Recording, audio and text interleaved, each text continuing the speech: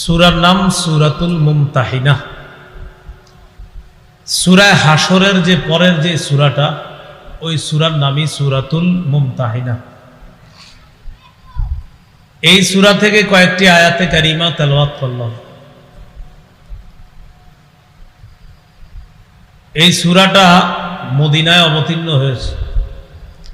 সূরাতে আয়াত সংখ্যা 13টি। এই সূরার মধ্যে মৌলিকভাবে 4টি বিষয় আলোচনা হয়েছে। প্রথম 9 আয়াত পর্যন্ত একটি বিখ্যাত ঘটনাকে কেন্দ্র করে এই সূরার মধ্যে আলোচনা হয়েছে। 10 এবং 11 নম্বর আয়াতে কঠিন একটা সমস্যার কথা আলোচনা হয়েছে। একদম মুসলিম নারী মক্কা থেকে হিজরত করে মদিনায় চলে গেছে। ওই মুসলিম নারীদের স্বামীরা ছিল কাফের। আবার আরেক দল মুসলিম পুরুষ, তাদের স্ত্রীরা ছিল কাফেরা। কঠিন এক সমস্যার মধ্যে পড়ে গেছে। মুসলিম নারীরা চিন্তা করতেছে, আমরা যে মুসলমান হইলাম, কাফের স্বামীরা কি এখনো আমাদের স্বামী? আর মুসলমান পুরুষ যারা, তারাও চিন্তিত যে যেই সমস্ত নারীরা মুসলমান হয় নাই, আমাদের বিবি অনেকে আছে, তো তারা কি এখনো আমাদের বিবি? এই এক সমস্যায় পড়ে গেছে। এই সমস্যার সমাধান দেওয়া হয়েছে সূরা মুমতাহিনার 10-11 নম্বর আয়াত। 12 নম্বর আয়াতে আলোচনা করা হয়েছে যে সমস্ত মুসলিম নারীরা ইসলামের ছায়াতলে আসবে, তারা কিছু অপরাধ কর্মকাণ্ড ছেড়ে দিতে হবে, আর ওই অপরাধ ছাড়ার ক্ষেত্রে নবীর কাছে বায়াত গ্রহণ করতে হবে। 4 নম্বর আলোচনা, যাদের উপর আল্লাহ রাগান্বিত, কাফের বেঈমান, তাদের সাথে কিছুতেই বন্ধুত্ব করা যাবে না। মৌলিকভাবে সূরা মুমতাহিনার মধ্যে এই 4টি বিষয় আলোচনা করা হয়েছে। সূরা মুমতাহিনা আর এর আগের সূরার মাঝে সম্পর্ক কি? কোরআনের একটা সূরা আরেকটা সূরা, এই 2 সূরার মাঝে সম্পর্ক থাকে। সূরা মুমতাহিনার আগের সূরার নাম সূরা হাশর। সূরা হাশরের সাথে সূরা মুমতাহিনার কি সম্পর্ক? সূরা হাশরে মুনাফিকদের ব্যাপারে আলোচনা করা হয়েছে। মুনাফিকরা সামনাসামনি তারা দাবি করত ঈমানদার, কিন্তু আসলে তারা গোপনে গোপনে কাফেরদের সাথে সম্পর্ক রাখত। সূরা মুমতাহিনার মধ্যে আল্লাহ মুমিনদেরকে সরাসরি নিষেধ করেছে, সাবধান, কাফেরদের সাথে কোনো ধরনের সম্পর্ক রাখবা না, বন্ধুত্ব করবা না, গোপনে কোনো সম্পর্ক তাদের সাথে করবা না। তাহলে আগের সূরায় যে মুনাফিকরা ইসলামের লেবাস ধরে গোপনে কাফেরদের সাথে সম্পর্ক রাখতো, এটা সূরা হাশরে আলোচনা আছে। সূরা মুমতাহিনায় আল্লাহ মুমিনদেরকে নিষেধ করে দিলেন, সাবধান, গোপনে গোপনে কাফেরদের সাথে সম্পর্ক রাখবা না, যেমনটা মুনাফিকরা রাখে। আগের সূরায় আলোচনা হয়েছে। সূরা মুমতাহিনা নাম কেন সূরাতুল মুমতাহিনা? মুমতাহিনা নামটা রাখা হয়েছে 10 নম্বর আয়াতের একটা শব্দকে কেন্দ্র করে। সূরা মুমতাহিনার 10 নম্বর আয়াতের একটা শব্দকে লক্ষ্য করে এই সূরার নাম সূরাতুল মুমতাহিনা। সূরা মুমতাহিনার 10 নম্বর আয়াতে আছে, ইয়া আইয়ুহাল্লাযীনা আমানু ইযা জাআকুমুল মুমিনাতু মুহাজিরাতিন ফামতাহিনুহুন্না। হে ঈমানদারগণ, তোমাদের কাছে যখন মুমিনরা হিজরত করে আসবে, তখন তাদেরকে পরীক্ষা করবা। ফামতাহিনুহুন্না আর বাংলা অর্থ হলো পরীক্ষা করবা তাদেরকে। ফামতাহিনু এর ক্রিয়ামূল হলো ইমতিহান। ইমতিহান অর্থ পরীক্ষা করা। ইমতিহানের ইসমে ফাইল ওয়াহিদ মুআন্নাসের সিগা হলো মুমতাহিনা। অতএব সূরাতুল মুমতাহিনা অর্থ হলো পরীক্ষাকারী সূরা। কি কারী সূরা? পরীক্ষাকারী সূরা। কেউ কেউ বলেন এই সূরার নাম সূরাতুল মুমতাহানা। প্রসিদ্ধ নাম হলো সূরাতুল মুমতাহিনা, হায়ের নিচে জের। কেউ কেউ বলেন না, এটার নাম সূরাতুল মুমতাহানা, হায়ের উপর জবর। মুমতাহিনা যদি হয় তাহলে এটার নাম হবে ইসমে ফাইল ওয়াহেদ মুআন্নাসের সিগা, অর্থ হবে পরীক্ষাকারী সূরা। আর যদি মুমতাহানা হয় তখন এটার উদ্দেশ্য হবে এটা ওয়াহেদ মুআন্নাস ইসমে মাফউলের সিগা। এর অর্থ হবে যাকে পরীক্ষা করা হয়, যেই নারীকে পরীক্ষা করা হয়। হায়ের নিচে জের হলে অর্থ হবে পরীক্ষাকারী সূরা, হায়ের উপর জবর হলে অর্থ হবে যেই নারীকে পরীক্ষা করা হয়। তো বেশিরভাগের মতে এটার নাম সূরাতুল মুমতাহিনা, হায়ের নিচে জের। তো যারা বলে মুমতাহানা তখন উদ্দেশ্য হবে এই সূরার মধ্যে নারীদেরকে পরীক্ষা করা হবে, অর্থাৎ মুমতাহানা অর্থ হবে যেই নারীকে পরীক্ষা করা হয়। সূরা আল্লাহ শুরু করেছেন ইয়া আইয়ুহাল্লাযীনা আমানু লা তাত্তাখিযু আদুওয়ি ওয়া আদুওয়াকুম আউলিয়া তুলকুনা ইলাইহিম বিল মাওয়াদ্দাহ ওয়া ক্বাদ কাফারু বিমা জাআকুম মিনাল হক ইউখরিজুনার রাসূলা ওয়া ইয়্যাকুম আন তু'মিনু বিল্লাহি রাব্বিকুম ইন কুনতুম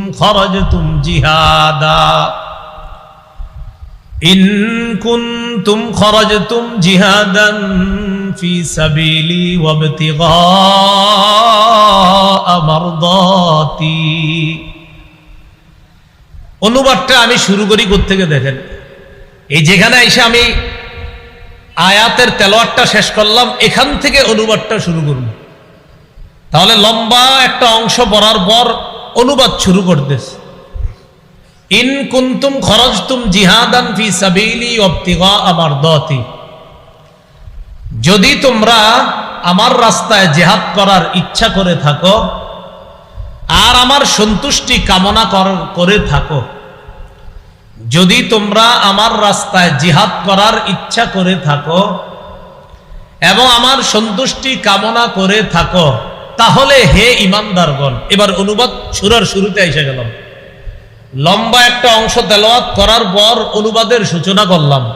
যদি তোমরা আমার রাস্তায় জিহাদ করার ইচ্ছা করে থাকো এবং আমার সন্তুষ্টি কামনা করে থাকো, তাহলে হে ঈমানদারগণ। এ হলো সূরার শুরু। ইয়া আইয়ুহাল্লাযীনা আমানু, হে ঈমানদারগণ। হে ঈমানদারগণ কি? অনুবাদটা শুরু করলাম কিভাবে?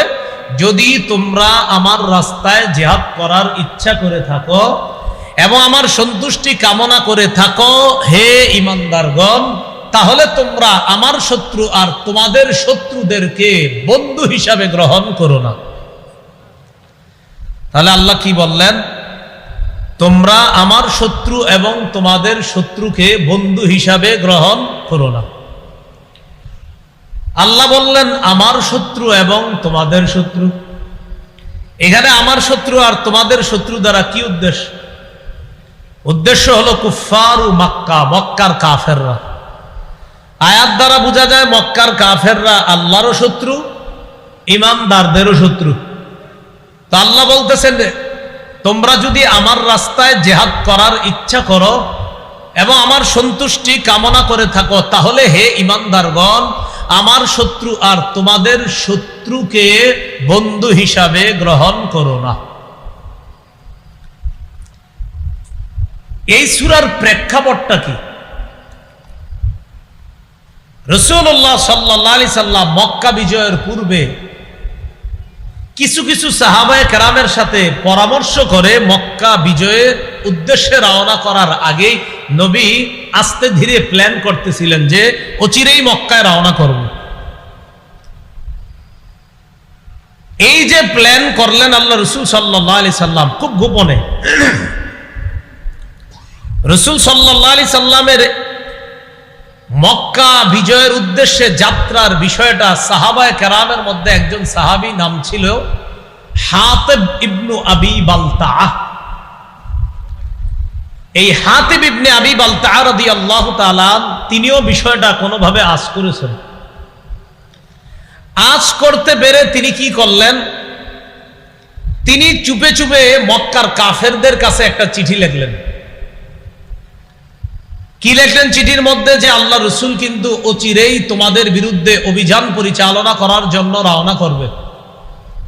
এই জাতীয় একটা চিঠি লেখা গোপনে মক্কার উদ্দেশ্যে পাঠাইয়া দিছে। খুব মন দিয়ে শুনেন, সাহাবীর ব্যাপারে যেন কোনো ধরনের খারাপ চিন্তা চেতনা মনে না আসে।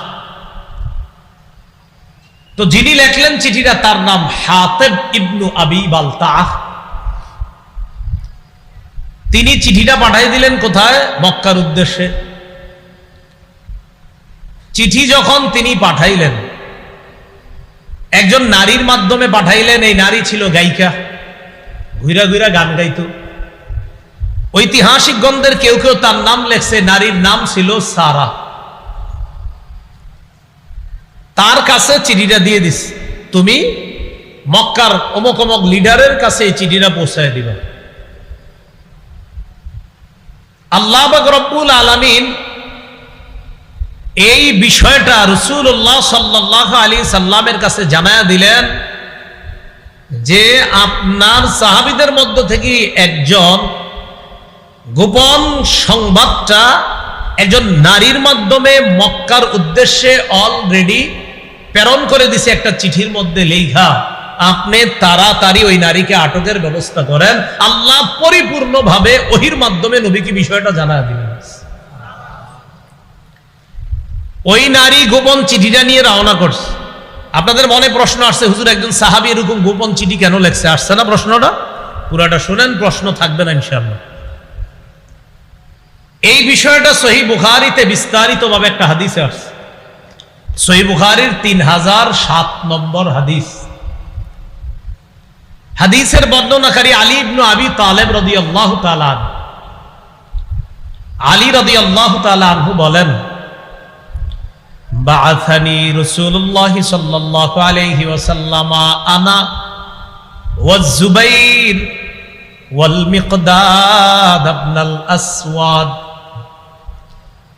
আলী রাদিয়াল্লাহু তাআলা আনহু বলেন, রাসূলুল্লাহ সাল্লাল্লাহু আলাইহি সাল্লাম ওহির মাধ্যমে বিষয়টা জেনে আমাদের তিনজনকে প্রেরণ করলেন ওই নারীকে আটক করার জন্য। কোন তিনজন? এই তিনজনের নাম যদি পারেন একটু কষ্ট করে মনে রাখবেন। বলেন, আলী, জুবাইর, মিকদাদ রাদিয়াল্লাহু আনহুম। কয়জন নাম বললাম? তিনজন, আলী, জুবাইর, মিকদাদ। তো হযরত আলী বলেন, বাআসানি রাসূলুল্লাহ সাল্লাল্লাহু আলাইহি সাল্লাম আনা, নবী আমাকে পাঠাইলেন, মানে আমি আলীকে পাঠাইলেন। ওয়া জুবাইর, এবং জুবাইরকে পাঠাইলেন। ওয়াল মিকদাদ ইবনুল আসওয়াদ, আর মিকদাদ ইবনুল আসওয়াদকে পাঠাইলেন। আমাদেরকে পাঠানোর প্রাক্কালে আল্লাহ রাসূল সাল্লাল্লাহু আলাইহি সাল্লাম বললেন, ইনতালিকু, তোমরা তাড়াতাড়ি রওনা করো। হাত্তা তাতু রাউজাতা খাখিন, রওনা করে তোমরা তাড়াতাড়ি রওজায়ে খাখ নামক একটা জায়গা আছে, ওই জায়গায় দ্রুত পৌঁছো তোমরা। আমার সাথে জায়গাটার নাম বলতে হবে। বলেন, রওজায়ে খাখ। আবার রওজায়ে খাখ। রাসূলুল্লাহ সাল্লাল্লাহু আলাইহি সাল্লাম বললেন, ইনতালিকু, রওনা করো। হাত্তা তাতু রাউজাতা খাখিন, তোমরা একটা জায়গায় গিয়ে খুব দ্রুত পৌঁছো। ওই জায়গাটার নাম জানি কি? খাখ। ফাইন্না বিহা যাইনা, সেখানে একজন মহিলা আছে, গায়িকা আছে। মাহা কিতাবুন, ওই মহিলার সাথে একটা চিঠি আছে। সুবহানাল্লাহ। খুযুহু মিনহা, ওই চিঠিটা তার থেকে গ্রহণ করবা। হযরত আলী রাদিয়াল্লাহু তাআলা আনহু আর ওই দুই সাহাবী, বাকি দুইজন ওলামা হযরত ছাড়া ওই দুজনের নাম কি জানি? অন্যরা বলেন তো, আলেমরা ছাড়া অন্য কেউ? আরেকজন মিকদাদ। মোট তিনজন। একজনের নাম আলী, আরেকজন। তা আমরা রওনা করলাম। রওনা করার পর তিনি বলেন, তাআদা বিনা খাইলুনা, দ্রুত আমাদের বাহন আমাদেরকে নিয়ে চললো, ছুটে চললাম, আমরা খুব দ্রুত ছুটে চললাম। চলতে চলতে ইনতালাকনা, চলতে লাগলাম। হাত্তা ইনতাহাইনা ইলা রাউজাতি খাখিন, নবী যেই জায়গার কথাটা বলছে আমরা চলতে চলতে দ্রুত ওই জায়গায় পৌঁছে গেলাম, তথা রাউজাতু খাখ নামক জায়গায় আমরা পৌঁছে গেলাম। সেখানে পৌঁছার পর ফাইদা নাহনু বিজ্জাইনা, হঠাৎ দেখি ওই মহিলা, যে মহিলার কথা নবী বলছে, মহিলারে সরাসরি বললাম আখরিজিল কিতাবা, চিঠিটা দাও, কোনো ভূমিকা ছাড়াই বললাম চিঠিটা দাও। ফাকুলনা, আমরা বললাম আখরিজিল কিতাব, চিঠিটা দাও। মহিলা কয়, মানে পুরা মহিলা কয় কিসের চিঠি? মা মাই মিন কিতাব, আমার কাছে কোনো চিঠি নেই। হযরত আলী বলছেন তোমার কাছে চিঠি আছে, যেহেতু আল্লাহ রসুল বলছেন এর মানে তোমার কাছে চিঠি আছে, এতে কোনো সন্দেহ নাই, চিঠি তাড়াতাড়ি দাও। হযরত আলী এক পর্যায়ে বললেন লাতুখরিজিনাল কিতাব আও লানুলকিয়ান্না থিয়াব। হযরত আলী বলেন লাতুখরিজিনাল কিতাব আও লানুলকিয়ান্না থিয়াব, হয়তো চিঠি দাও, না হয় যে কোনো মাধ্যমে, হয়তো মহিলা ইত্যাদি ডেকে এনে হলেও তোমার কাপড় খুলে তোমার ভিতর থেকে চিঠি বের করার ব্যবস্থা করতে আমরা বাধ্য হব, কারণ চিঠি তোমার কাছে আছে, এতে কোনো সন্দেহ নাই। এখন চিঠি কি দিবা না দিবা না সেটা বলো। মহিলা কি করছে দেখেন, ফাখরাজাতহু মিন ইকাসিহা, খোপার ভিতর থেকে চিঠি বের করছে, চুলের খোপার ভিতর থেকে চিঠি বের করছে। চিঠি বের করার পর হযরত আলী, জুবায়ের, মিকদাদ তারা চিঠি নিয়ে তাড়াতাড়ি চলে আসছে মদিনায়। রাসূলুল্লাহ সাল্লাল্লাহু আলাইহি সাল্লামের কাছে চিঠি পৌঁছানোর পর চিঠি খুলে দেখা গেল ফাইদা ফীহি মিন হাতিব ইবনে আবি বালতা ইলা উনাসিন মিনাল মুশরিকিন মিন আহলি মক্কাহ ইউখবিরুহুম বিবাদি আমরি রাসূলিল্লাহি সাল্লাল্লাহু আলাইহি ওয়াসাল্লাম। চিঠি খোলা হলো, চিঠি খুলে দেখা গেল চিঠির মধ্যে লেখা হাতিব ইবনে আবি বালতার পক্ষ থেকে মক্কার মুশরিকদের উদ্দেশ্যে একটা চিঠি লেখা, যে চিঠির মধ্যে আল্লাহ রাসূলের কিছু বিষয় তাদেরকে অবগত করে ওই চিঠির মধ্যে বিভিন্ন বিষয় হাতিব ইবনে আবি বালতা লিখছে চিঠির মধ্যে। তাড়াতাড়ি ডাকছে, হাতিবকে ডাকো। হাতিব ইবনে আবি বালতা রাদিয়াল্লাহু তাআলা, সবাই বলেন রাদিয়াল্লাহু তাআলা, আবার বলেন সবাই, তাকে ডাকছে। ডাকার পর রাসূলুল্লাহ সাল্লাল্লাহু আলাইহি সাল্লাম বললেন মা হাদা ইয়া হাতিব, হাতিব এটা কি, এটা কি বলো। হাতিব ইবনে আবি বালতা বললেন লা তাজাল আলাইয়া ইয়া রাসূলুল্লাহ, হুজুর আমার ব্যাপারে দ্রুত সিদ্ধান্ত নিয়েন না, আমার কথা একটু শুনেন। রাসূলুল্লাহ সাল্লাল্লাহু আলাইহি সাল্লামকে হাতিব ইবনে আবি বালতা এবার বললেন হুজুর আমি এই চিঠিটা লিখছি মক্কার মুশরিকদের কাছে, আপনি আমার ব্যাপারে দ্রুত সিদ্ধান্ত নিয়েন না, চিঠিটা আমি লিখছি তাদের কাছে। আপনার সাথে যে মুহাজির সাহাবী যারা আছে ইয়া রাসূলুল্লাহ, কানা মাআকা মিনাল মুহাজিরিন লাহুম কারাবাতুন ইয়াহমুনা বিহা আমওয়ালাহুম ওয়া আহলিহিম, আপনার সাথে যে মুহাজির সাহাবী যারা আছে তাদের আত্মীয় স্বজন মক্কায় আছে, আত্মীয়তার বন্ধনের কারণে তারা তাদের সম্পদ রক্ষা করতে পারবে, তারা তাদের সন্তানদেরকে রক্ষা করতে পারবে। হুজুর কুনতুম রাআন মুলসাকান ফি কুরাইশিন, আমিও কুরাইশদের সাথে ছিলাম লম্বা সময় মক্কায়, ওয়ালাম আকুন মিন আনফুসিহিম, কিন্তু আমি তাদের আপনজন কেউ না। আপনার সাথে যারা আছে সাহাবী তাদের আপনজনরা এখনো মক্কায় আছে, আমি যদিও মক্কায় কুরাইশদের সাথে ছিলাম কিন্তু আমার আপনজন বলতে কেউ নাই। হুজুর আমার অনেক আত্মীয় স্বজনরা সেখানে আছে, অর্থাৎ কোথায়, মক্কায় যেই জায়গায় সাহাবীদের আপনজন আছে, তো আমার কিছু রিলেটিভ আছে যারা এখনো মক্কায় রয়ে গেছে, তো তাদের আপনজন বলতে মক্কায় কেউ নাই। আমি চিন্তা করলাম আমি যদি একটা চিঠি লিখি, এই চিঠি লেখার কারণে আমি চিন্তা করলাম ফাআহবাবতু, আমি এই ইচ্ছা করলাম ইদফাতা যালিকা মিনান নাসাবি ফীহিম, যেহেতু আমার বংশের কোনো সম্পর্ক নাই, তাই আমি চিন্তা করলাম একটা চিঠি লিখি, আমি একটা চিঠি লিখলে তাদের সাথে একটা ভালো সম্পর্ক হবে, ইয়াহমুনা বিহা কারাবাতি, তখন তারা আমার পরিবারের যে কয়েকজন আছে তাদেরকে তারা রক্ষা করবে। কারণ আপনি যখন মক্কায় যাবেন, যাওয়ার পর যখন তাদের বিরুদ্ধে লড়াই করবেন, হুজুর আমার তো ইয়াকিন আপনাকে আল্লাহ বিজয় দান করবেন, কিন্তু তখন তো আমার আত্মীয় স্বজন যারা আছে তারাও বিপদে পড়বে।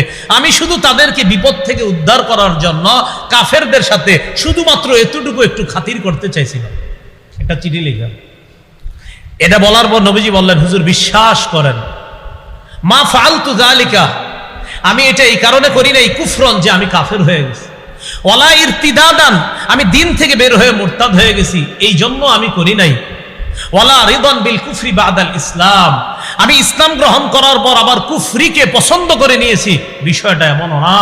তাহলে আমি কাফেরও হই নাই, আমি মুরতাদও হই নাই, আমি ইসলাম গ্রহণ করার পর কাফের হয়ে গেছি, বিষয়টা এমনও না হুজুর।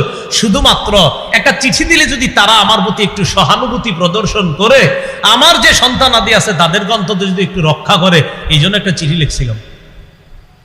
নবীজি তার পুরো বক্তব্য শুনা সাহাবীদেরকে লক্ষ্য করে বললেন, লাকাদ সাদাকাকুম, এই শোনো, হাতেব যা বলছে সত্য কথা বলছে। কি বলছে? সত্য কথা। হযরত ওমর ফারুক রাদিয়াল্লাহু তাআলা আনহু বললেন, দানি আদরিব উনুক হাদাল মুনাফিক, হুজুর আমার একটু সুযোগ দেন, আমি ওর গলাটা উড়িয়ে দিই। এই মুনাফিক বলছে, এই মুনাফিকের। আল্লাহ রাসূল বললেন, ওমর সাবধান, কদ শাহিদা বাদরা, আমার এই সাহাবী হাতেব বদরের যুদ্ধে অংশগ্রহণ করছে। তুমি জানো বদরের সাহাবীদের ব্যাপারে আল্লাহ কি বলছে? আল্লাহ বলছে, আমালু মা শিতুম, তোমাদের যা মন চায় তোমরা তা করো। ও বদরের অংশগ্রহণকারী সাহাবীরা, তোমাদের যা মন চায় তা করো, কদ গফারতু লাকুম, আমি তোমাদেরকে মাফ করে দিয়েছি। তো হাতিব ইবনে আবি বালতার এই ব্যাপারটা মাথায় রাখবেন, উনি কুফরিও করে নাই, উনি মুরতাদও হয়ে যায় নাই, উনি ইসলাম গ্রহণ করার পর কুফরিকে পছন্দ করে নিয়েছে, বিষয়টা এমনও না। উনি আসলে ওনার এই জায়গায় বুঝতে একটু ভুল হয়েছে, উনি মনে করছে এটা দিলাম আর এতে আর কি হবে। ঐতিহাসিকগণ লেখছেন ওনার ইয়াকিন ছিল বিজয় তো আল্লাহ নবীরই দিবে। কেন?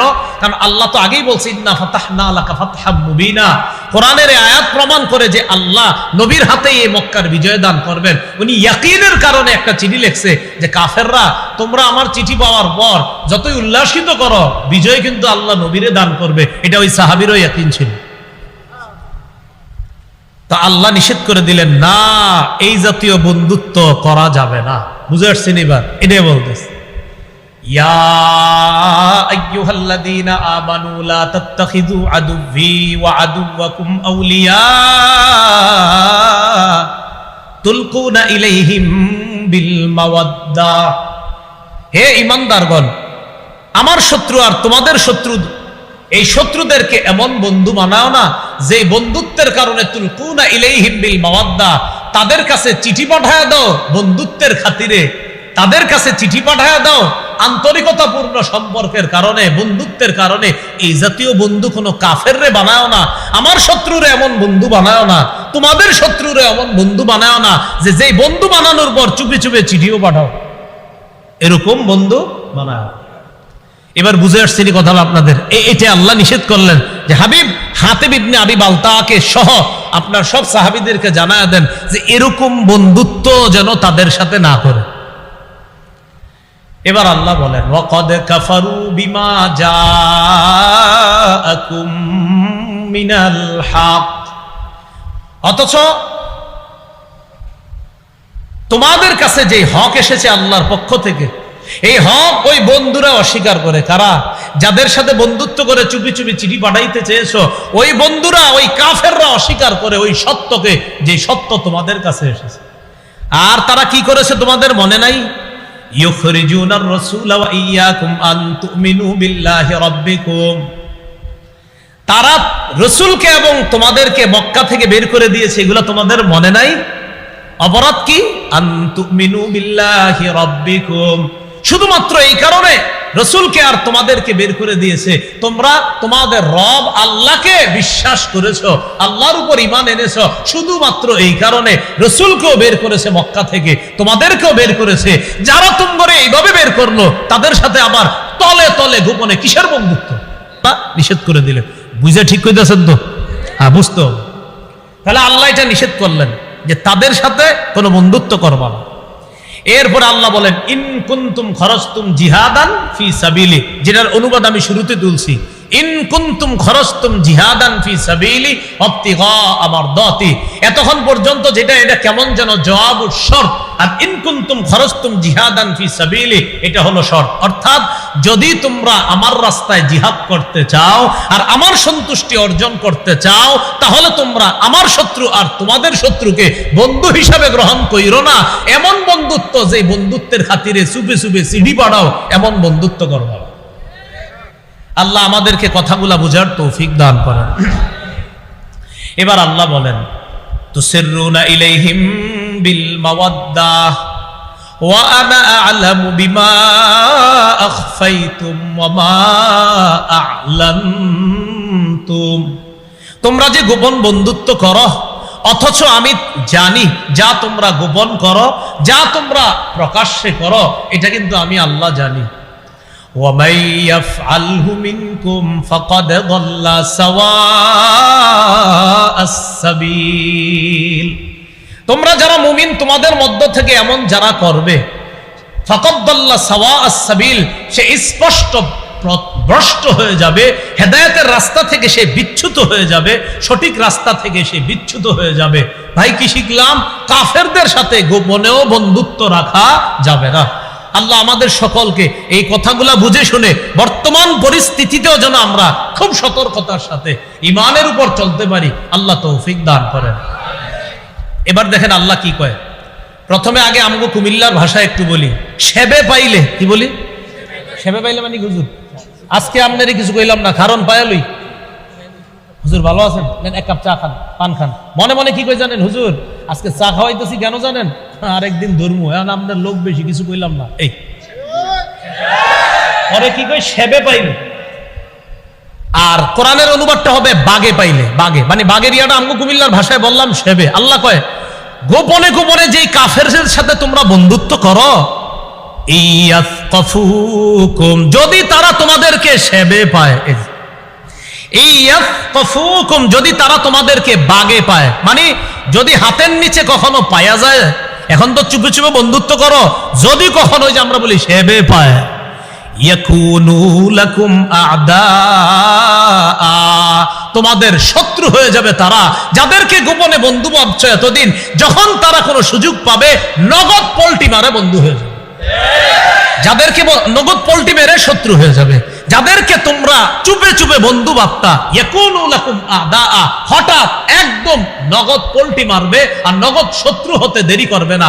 আল্লাহর কসম, অমুসলিম বেঈমান যাদেরকে আমরা অনেক সময় মনে করি তিনি মনে হয় আমার আপনজন, আবার চুপে চুপে তার সাথে সম্পর্ক যদি রাখতে চাই, আল্লাহ বলতেছেন মনে রাখবা, যদি বাগে পায়, যদি সেবে পায়, যদি একবার পাইতে পারে, নগদ তোমার শত্রু হবে, আমি আল্লাহ বলে দিলাম। নগদ পল্টি মারবে, আমি আল্লাহ বলে দিলাম। ইয়াকুনু লাকুম আ'দা, ইয়াকুনু লাকুম আ'দা, তারা তোমাদের শত্রু হয়ে যাবে। তাহলে কি শিখলাম? চুপে চুপেও যদি কোন ইসলাম বিদ্বেষী কোন অমুসলিম কাফেরকে আমি বন্ধু মনে করি, আল্লাহ কয় এই সুযোগ পাইলে নগদ তোমার শত্রু বানাবে।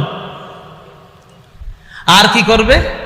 ওয়ায়াবসুতু ইলাইকুম আইদিয়াহুম ওয়া আলসিনাতাহুম বিসসু, তোমাদের দিকে দুটা কষ্টের জিনিস প্রসারিত করবে। বলেন কয়টা কষ্ট? এক, হাত দিয়া কষ্ট দিতে চাবে, দুই, জবান দিয়ে। এক, হাত প্রসারিত করবে মারার জন্য, অর্থাৎ শারীরিক কষ্ট দিবে তোমাদেরকে, ওয়া আলসিনাতাহুম বিসসু, আরেকটা হলো জবান দিয়ে তোমাদেরকে কষ্ট দিবে। সারা পৃথিবীর বেঈমান শক্তি এখন জবানে অস্ত্র দিয়ে আমাদেরকে কষ্ট দিতেছে। এই জন্য আল্লাহ বলছে ইয়াবসুতু ইলাইকুম, হাত প্রসারিত করবে তোমাদের দিকে, আইদিয়াহুম, তাদের হাত, ওয়া আলসিনাতাহুম, তাদের জিহ্বা, বিসসুই, কষ্ট দেওয়ার জন্য প্রসারিত করবে। এই জন্য মনে রাখবেন, অনেক সময় কুফরি শক্তি যেগুলা, এগুলা মাঝে মাঝে এক হয়ে কয় আরে এই কাজটা ঠিক হয় নাই, আপনি মনে রাখেন সব কুফরি শক্তি মুসলমানের বিরুদ্ধে। আল্লাহ এখনো আমাদেরকে বুঝার তৌফিক দান করেন। তাহলে এই অনুবাদটা আবার মনে রাখেন, ইয়াসফাফুকুম, যাদেরকে গোপনে বন্ধু ভাবো, যাদের কাছে গোপন বন্ধুত্বের হাত বাড়াও, তারা যদি তোমাদেরকে বাগে পায়, আমগো কুমিল্লার ভাষায় সেবে পায়, ইয়াকুনু লাকুম আ'দা, তারা তোমাদের শত্রু হয়ে যাবে। ওয়ায়াবসুতু ইলাইকুম, তারা তোমাদের দিকে প্রসারিত করবে, আইদিয়াহুম, হাত, ওয়া আলসিনাতাহুম, জিহ্বা, বিসসুই, কষ্ট দেওয়ার জন্য। আর কামনা করবে কি জানো? ওয়াওয়াদ্দু লাউ তাকফুরুন, আর কামনা করবে তোমরা সবাই যদি কাফের হয়ে যাইতা। নাউজুবিল্লাহ। কামনা করবে কি? তোমরা সবাই যদি কাফের হয়ে যাইতা। আচ্ছা, এবার দেখি আপনারা ওই হাতেব ইবনে আবি বালতাআ রাদিয়াল্লাহু তাআলা আনহুর ঘটনা বুঝে থাকলে বলেন তো, তিনি মূলত কি জন্য চিঠিটা পাঠাইতে চাইছে? ওনার কিছু আত্মীয়রা আছে এখনো, ওদের উপর যেন কোনো আক্রমণ না আসে, তাদেরকে বাঁচানোর জন্য। এবার আল্লাহ কি বলে দেখেন, লান তানফাকুম আরহামুকুম ওয়ালা আওলাদুকুম ইয়াউমাল কিয়ামাহ। তোমাদের আত্মীয় স্বজন, তোমাদের সন্তান কিয়ামতের ময়দানে তোমাদের কোনো কাজে আসবে না। ইয়াফসিলু বাইনাকুম, আল্লাহ তোমাদের মাঝে ফয়সালা করবেন। ওয়াল্লাহু বিমা তা'মালুনা বাসীর, তোমাদের কর্মকাণ্ড সম্পর্কে আল্লাহ অবগত আছেন। আল্লাহ তোমাদের কর্মকাণ্ড দেখতেছেন। বলেন, আল্লাহ আমাদের কর্মকাণ্ড দেখতেছেন। আমরা মুসলমানদের অধঃপতনের অন্যতম কিছু কারণের মধ্যে একটা হলো, মুসলমানরা মুসলমানের অধিকার আদায়ের শ্রেষ্ঠ একটা উপায় হলো জিহাদ। এই জিহাদ মুসলমান এমন ভাবে ভুলে যাচ্ছে যেন জিহাদ যে একটা ফরজ বিধান সময় মতো, এটা মুসলমান নাম শুনলেই জিহাদ।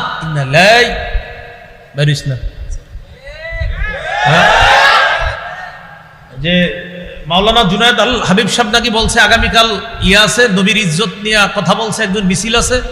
হ্যাঁ আব্বা বলছিল তো গতকাল জুমার নামাজে, তোই আজকে হুজুর বলছে আমাদের এলাকাবাসী নিয়ে যাবে। হুজুর যাক, তুই যাইস না,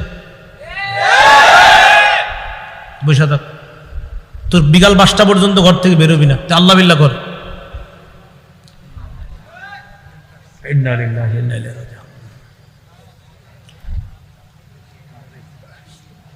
বলছিলাম মুসলমানরা অধঃপতনের অন্যতম একটা কারণ মুসলমানদের, সেটা হলো মুসলমান জিহাদের সঠিক অর্থ না জানা এবং জিহাদের ব্যাপারে মুসলমানদেরকে উল্টা পাল্টা বুঝানো আর সেটা তারা বুঝে নেওয়া। আজকে আমার সাথে একটু বলেন জিহাদ এবং সন্ত্রাস সম্পূর্ণ আলাদা। সন্ত্রাস অপবিত্র, জিহাদ পবিত্র। বিশ্ব সন্ত্রাস, বলেন বিশ্ব সন্ত্রাস মুক্ত দেখতে চাইলে, এবার বলেন বিশ্বকে সন্ত্রাস মুক্ত দেখতে চাইলে সন্ত্রাস প্রতিহত করার শ্রেষ্ঠ ঔষধ প্রয়োগ করতে হবে। সন্ত্রাস নামক অপবিত্র, বলেন সন্ত্রাস নামক অপবিত্র কর্মকাণ্ড দূর করার শ্রেষ্ঠ পবিত্র পদ্ধতি হলো জিহাদ। বলেন তো, সন্ত্রাস নামক অপবিত্র এটারে যদি দুনিয়া থেকে দূর করার কোন ধরনের উপায় আমরা অবলম্বন করি, আহারে সন্ত্রাস মুক্ত বিশ্ব দেখতে চাই, সন্ত্রাস মুক্ত সমাজ দেখতে চাই, সন্ত্রাস মুক্ত বাংলাদেশ দেখতে চাই, আল্লাহর কসম সারা পৃথিবী যদি সন্ত্রাস মুক্ত দেখতে চাই তাহলে শ্রেষ্ঠ পবিত্র বিধান জিহাদের বিকল্প আর কিছু না।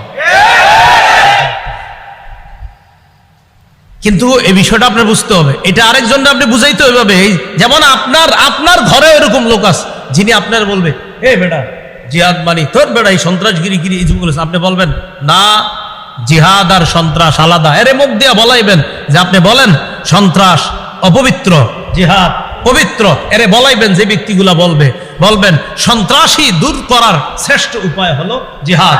এরপরে তারে বুঝাবেন আবু জাহেল সন্ত্রাসী ছিল, নমরুদ সন্ত্রাসী ছিল, ফেরাউন সন্ত্রাসী ছিল, আবু জাহেল এমন সন্ত্রাসী ছিল, কাবা চত্বরে আমার হাবিব নামাজের মধ্যে দাঁড়াইছে, উকবা ইবনে আবি মুআইদ বুখারীর বর্ণনা, উকবা ইবনে আবি মুআইদকে পাঠাইছে, আবু জাহেল ঘোষণা করছে কে পারবা অমুক এলাকায় যাওয়ার পর আইয়ুকুম ইয়াতি বিজাজুরি আলি ফুলান, অমুক এলাকার ওটের নারী বুড়ি রক্ত গোবর গুলা আনবা, আনার পর মুহাম্মদ যখন সিজদায় যাবে সাল্লাল্লাহু আলাইহি ওয়াসাল্লাম, সিজদায় যাওয়ার পর অমুক এলাকার ওটের নারী বুড়ি পচা রক্ত মুহাম্মদের কাঁধের উপর দিবা, এরকম কে পারবা?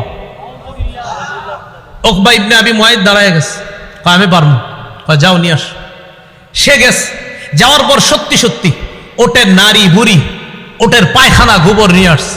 নবীজি সেজদায় গেছে, বাস্তবে কি রসুলের কাঁধ মুবারকের উপরে ওটের নারী বুড়ি পচা রক্ত গোবর আল্লাহ রসুলের কাঁধের উপর চাপায় দিচ্ছে।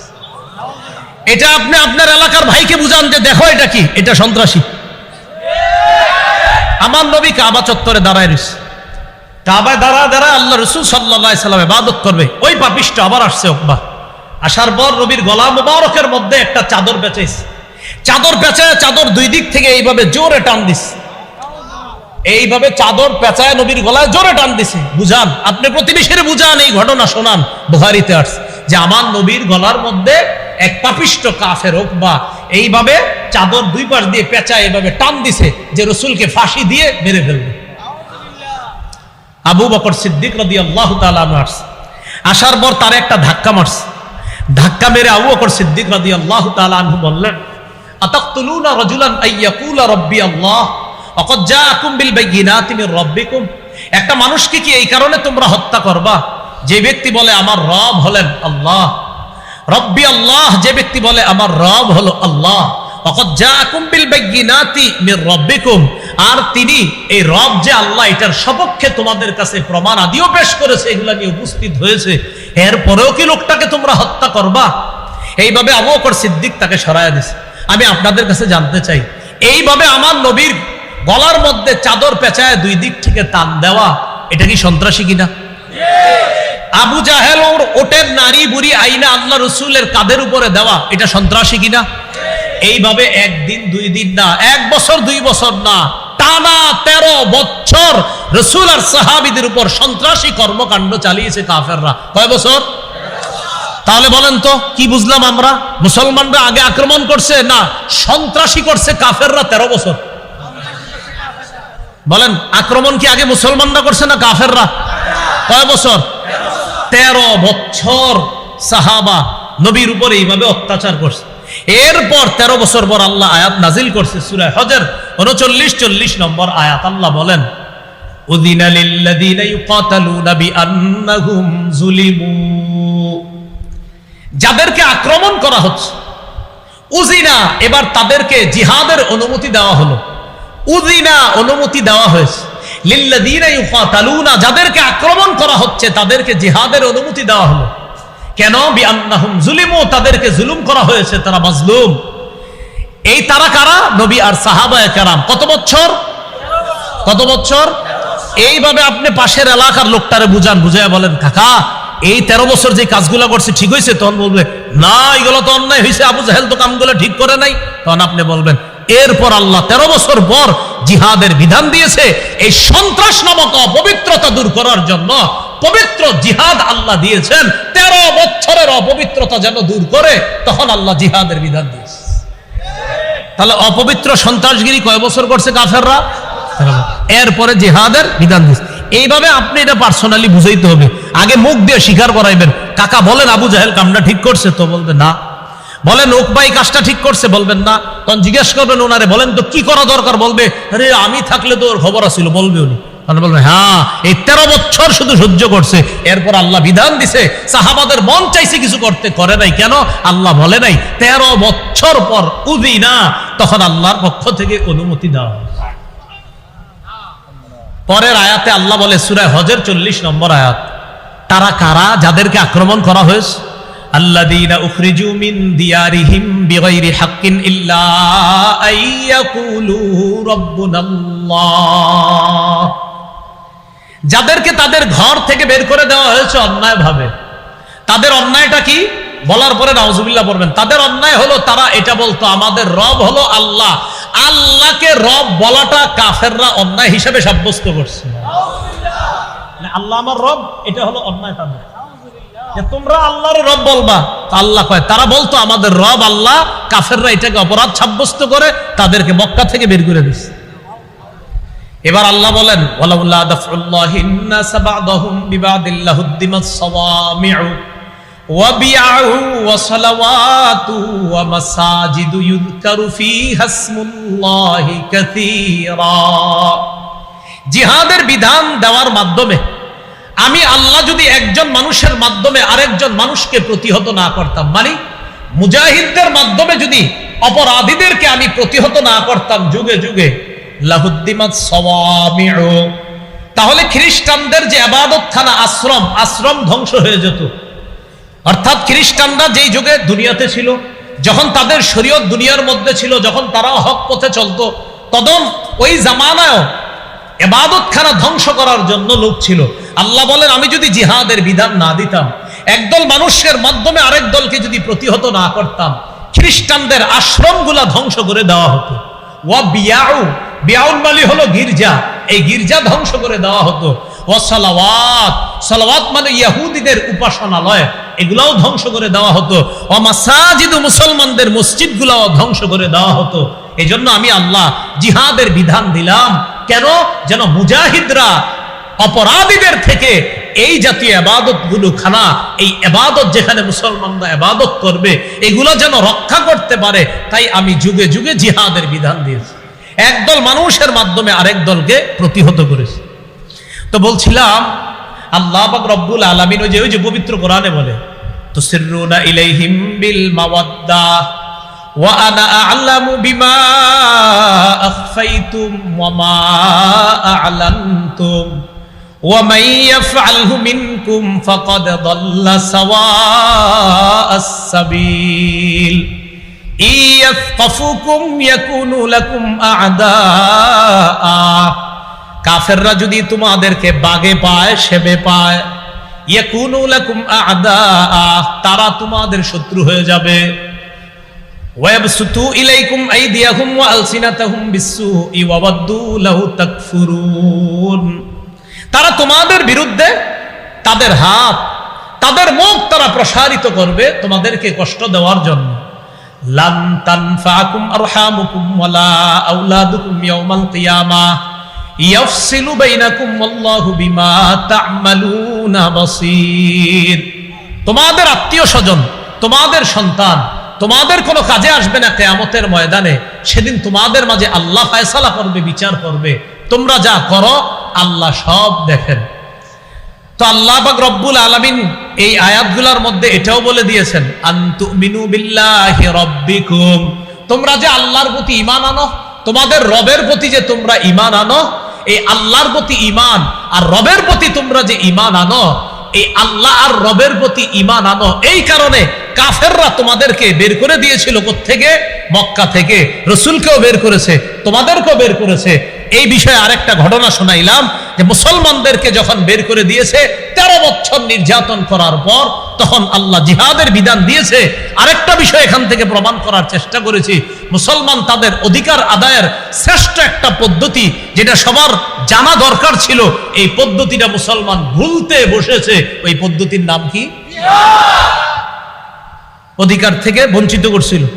13 বছর নির্যাতন করছে, যাও ভাগো এখান থেকে, ঘর বাড়ি পাইবা না, কিচ্ছু পাইবা না, সব ছেড়ে গেছে। আল্লাহ কয় অধিকার বঞ্চিত করে ফেললো তাদেরকে। এবার কি করলেন? জিহাদের বিধান দিলেন। তাহলে মুসলমানদের অধিকার পাওয়ার অনেক উপায় আছে, এর মধ্যে শ্রেষ্ঠ উপায় হ্যাঁ, এত এটা ভালোভাবে আপনি বুঝতে হবে। এরপর আল্লাহ পাক রব্বুল আলামিন বলেন, قد كانت لكم أسوة حسنة في إبراهيم والذين معه। হে মুসলমানগণ, হে নবীর সাহাবীগণ, ইব্রাহিম নবী আর তার সাথে যে ঈমানদাররা আছে তাদের মাঝে তোমাদের জন্য উত্তম আদর্শ আছে। এই আমি আপনি আমরা আমাদের সবার জন্য ইব্রাহিম নবী আর তার অনুসারী যারা, তাদের মাঝে উত্তম আদর্শ আছে। কি উত্তম আদর্শ? মন দিয়ে শুনেন। إذ قالوا لقومهم إنا براء منكم ومما تعبدون من دون الله। ইব্রাহিম নবী তার অনুসারী, তারা তাদের সম্প্রদায়কে বলেছিল, ইন্না বুরাআ, আমরা মুক্ত, মিনকুম, তোমাদের থেকে মুক্ত, আমরা সম্পর্ক ছিন্ন করলাম, মিনকুম, তোমাদের সাথে সম্পর্ক ছিন্ন করলাম, ওয়া মিম্মা তা'বুদুনা মিন দুনিল্লাহ, আল্লাহ ছাড়া যাদের ইবাদত করো তোমরা তাদের থেকেও সম্পর্ক ছিন্ন করলাম। আল্লাহ কি বলতেছে দেখেন, ও মুসলমানরা, ইব্রাহিম নবী আর তার সম্প্রদায়ের মাঝে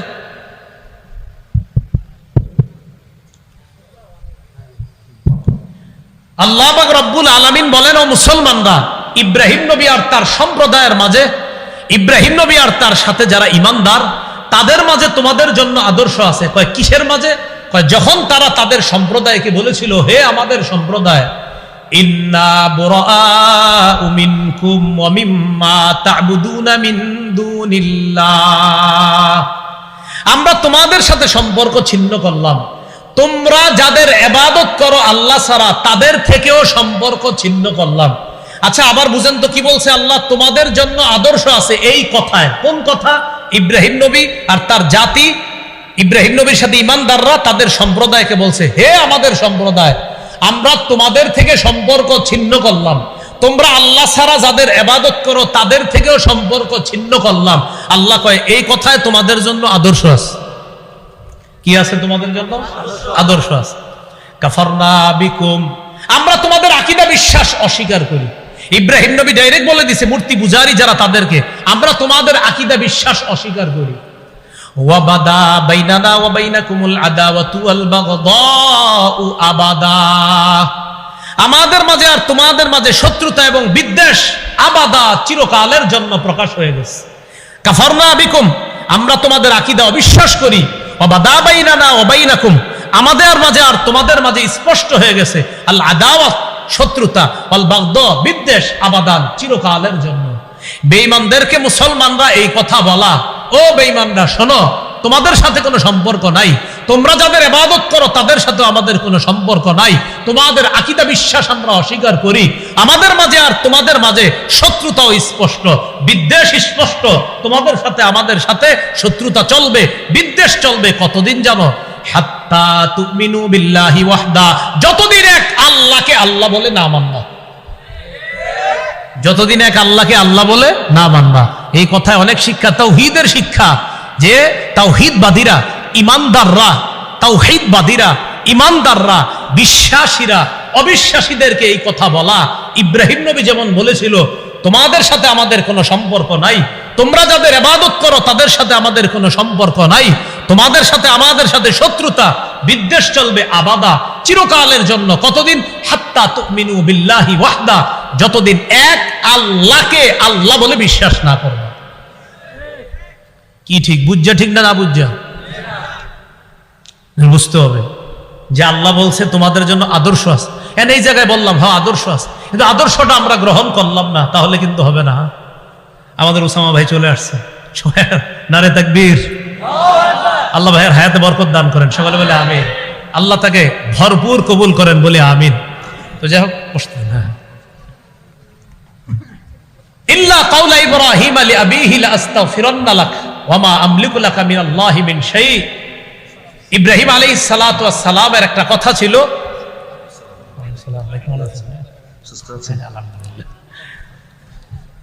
ইল্লা কাওলা ইব্রাহিম আলি আবিহি লা আস্তাগফিরান্না লাক ওয়া মা আমলিকু লাকা মিনাল্লাহি মিন শাই। ইব্রাহিম নবী তার বাবার ব্যাপারে বলেছিলেন, লা আস্তাগফিরান্না লাক, আব্বা আপনার জন্য আমি ইস্তেগফার পাঠ করব। ওয়া মা আমলিকু লাকা মিনাল্লাহি মিন শাই, আমি আমলিকু লাকা মিনাল্লাহি মিন শাই, আপনার ব্যাপারে আমি নিজের পক্ষ থেকে কোনো ক্ষমতা রাখি না, তবে আমি আপনার জন্য আল্লাহর কাছে ইস্তেগফার পাঠ করব। তবে এখান থেকে একটা কথা মনে রাখা, কাফের বাবার জন্য ইস্তেগফার পাঠ করার বিষয়টা এখন কিন্তু আর না। সূরা তওবা আবার এই বিধান রহিত হয়ে গেছে, মা কানা লিনাবিয়্যিন ওয়াল্লাযীনা মা কানা লিন-নাবিয়্যি ওয়াল্লাযীনা আমানু আইয়াস্তাগফিরু লিল মুশরিকিনা ওয়ালাউ কানু উলি কুরবা। নবীর জন্য এবং ঈমানদারদের জন্য বৈধ নয় আইয়াস্তাগফিরু লিল মুশরিকিন, যে তারা মুশরিকদের জন্য ইস্তেগফার পাঠ করবে, এটা তাদের জন্য বৈধ নয়। বাকি ইব্রাহিম আলাইহিস সালাতু ওয়াস সালামের ব্যাপারে মুফাসসিরিনে কেরাম লিখেছেন, উনি ওনার বাবার ব্যাপারে যে বলছিলেন যে আমি আপনার জন্য ইস্তেগফার পাঠ করব, পরে ইব্রাহিম নবী জীবদ্দশায় বুঝতে পেরেছিলেন না আমার বাবার কপালে তওবা নাই, আমার বাবা আল্লাহর চিরশত্রু, তখন তিনি আবার তার বাবার জন্য তখনই আর ইস্তেগফার তিনি করতেন না। মুফাসসিরিনে কেরামের কেউ কেউ লিখেছেন তিনি তখনই এটা থেকে ফিরে এসেছেন। বাকি তিনি প্রথমে বলেছিলেন, আব্বা লা আস্তাগফিরান্না লাকা, আমি আপনার জন্য ইস্তেগফার পাঠ করব, আমি আপনার জন্য ক্ষমা প্রার্থনা করব। তো মুফাসসিরিনে কেরামের কেউ কেউ লিখেছেন তিনি তার জীবদ্দশাতেই বুঝতে পেরেছিলেন আব্বা আল্লাহর চিরশত্রু, আব্বা আর ঈমান আনবে না, তার কপালে তওবা নাই, তখন তিনি এটা থেকে ফিরে এসেছেন। আর সূরা তওবার মধ্যেও আছে যে নবীর জন্য, ঈমানদারদের জন্য উচিত না, বৈধ নয় কোনো মুশরিকের জন্য ইস্তেগফার পাঠ করা। যাই হোক, এই সূরা এতটুকু যা শুনলাম আমরা সূরা মুমতাহিনা, খুব ভালো করে আমরা শুনি। কাফেরদের সাথে গোপনে বন্ধুত্ব রক্ষা করা যাবে? চিঠি লেখা যাবে চুপে চুপে? এটা আল্লাহ আমাদেরকে বলে দিলেন, আমার শত্রু আর তোমাদের শত্রু যারা, তাদেরকে এমন বন্ধু বানায় না যে বন্ধুত্বের খাতিরে তাদেরকে চিঠি পর্যন্ত তোমরা পাঠায় দাও।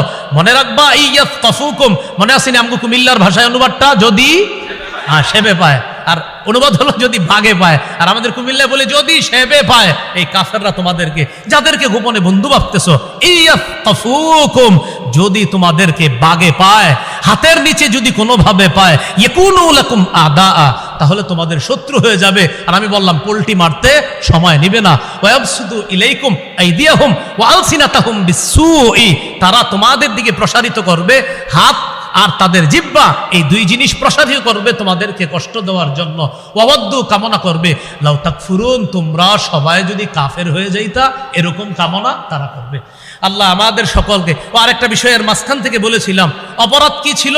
নবীরে বের করে দেওয়া আর মুসলমানদেরকে বের করে দেওয়া অপরাধ ছিল কাফেরদের কাছে। কেন তারা ঈমান আনছে, এই ছিল অপরাধ।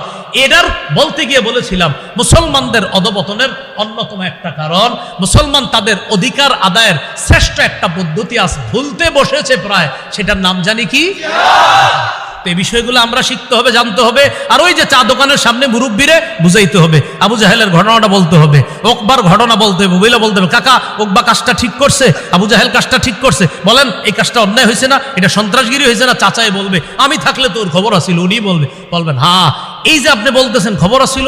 সাহাবীদেরও মন চাইতো, জবাব দিত, কিন্তু জবাব দিত না, কারণ আল্লাহর পক্ষ থেকে তখন শুধু ধৈর্য আর সংযমের শিক্ষা একটুকুই দেওয়া হয়েছিল। 13 বছর শুধু সবর করেছে, ধৈর্য ধারণ করেছে। 13 বছর পর আল্লাহ বলেছেন, উযিনা লিল্লাযীনা ইউকাতালুনা বিআন্নাহুম যুলিমু, যাদেরকে আক্রমণ করা হচ্ছে তারা মাজলুম, তাদের উপর জুলুম করা হয়েছে, তাদেরকে সম্পদ হারা করা হয়েছে, ঘর বাড়ি ছাড়া করা হয়েছে। এবার আর না, এবার জিহাদের মাধ্যমে অধিকার আদায় করতে হবে। এটা হলো। আল্লাহ আমাদের সকলকে, যে কথাগুলো শুনলাম বললাম, আলী হাসান উসামা ভাই আলোচনা করবে ইনশাল্লাহ, এরপর আমাদের মোহতারাম হযরত মাওলানা আইয়ুব শাহ হুজুর আসবেন ইনশাল্লাহ। আমরা শেষ পর্যন্ত ইনশাল্লাহ এইভাবে সুন্দর পরিবেশটা বজায় রেখে আখিরি মুনাজাত করে যাব ইনশাআল্লাহ। আল্লাহ